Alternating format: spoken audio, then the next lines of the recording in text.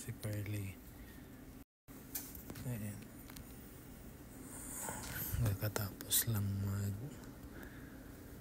Katapos lang maglagay ng epidural.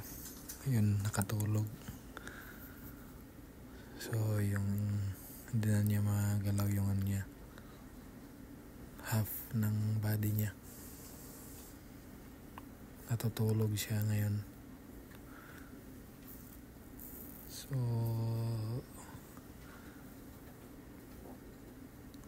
tapos nasa ano na, panay ano na siya, contract. Okay naman lahat ng ano niya, BP, tsaka wala namang side effect yung epidural sa kanya. So, sana tuloy-tuloy at safe lang siya at saka mga bata.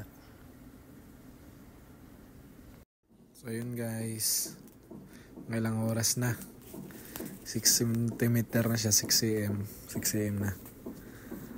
Ayun, nakatulog na kami kaunti. Katulog ako 2 oras, siya mga 5 oras 5 oras ata siya nakatulog.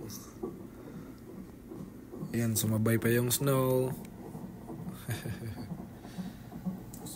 Parang gustong mag-first snow nila, baby.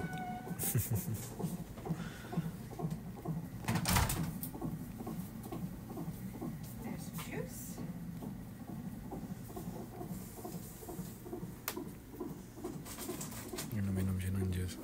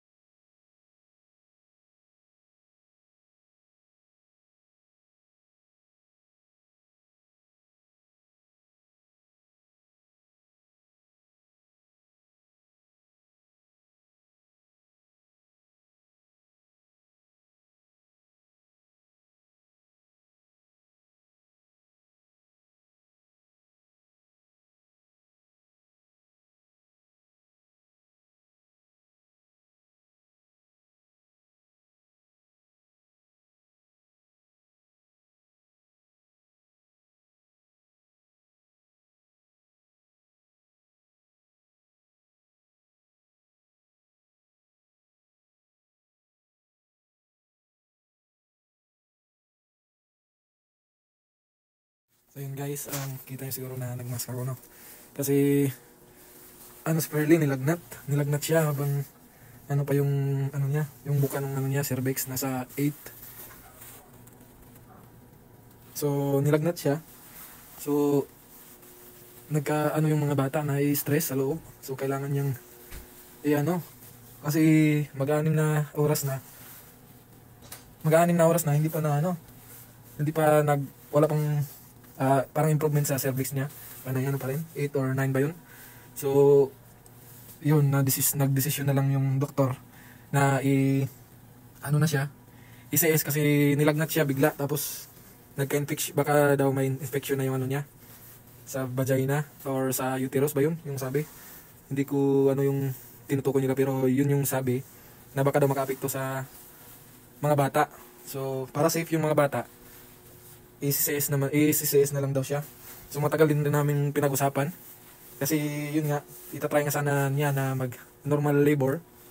Pero yun nga, nagkalagnat siya eh. So kung ano yung mas nakakabuti, so sundin na lang natin.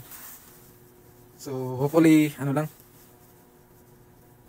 normal lang yung yung walang masyadong problema So Ito, nag-aantay lang ako na tawagin at papasok ako doon. Pero andun na sila sa loob eh. Sumisilip-silip lang ako. Kasi nag-aalala ako eh.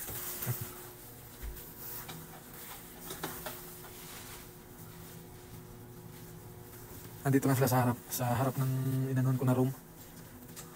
Harap lang namin. So yun guys, 11 o'clock na ng umaga at yung bagong update ay nasa 8 cm na si Fairly. So malapit na lumabas si Twin A. So yun, kaming tatlo lang dito nung nurse niya na nagmo-monitor sa kambal at kay Fairly at ako yung pangatlo. Ito yung area namin. Yung wardroom na covered sa OHIP namin. At ito yung damit ng mga bata. Damit yung parang hihigaan nila paglabas. Tapos may ano yung hospital na parang hot nila yung. Tapos yun, inanuhan siya ng epidural nung 4 ata yun, mga 4 or quarter to 4 kasi nag-prepare pa nung gamit. Tapos yun, it takes time, naging 20 minutes ata or 15 minutes natusok yung epidural niya. Tapos yun na, nag-umpisa na ng contract ng 4:15 ata. So yun, tapos ngayon 11 o'clock kasi nung pag sa kanya naka-experience siya ng sakit. Naka-experience siya ng sakit pero nasa mga 4 cm, right? 4 cm pa yung buka nung niya, cervix. Pero ngayon 11 o'clock 8 cm na.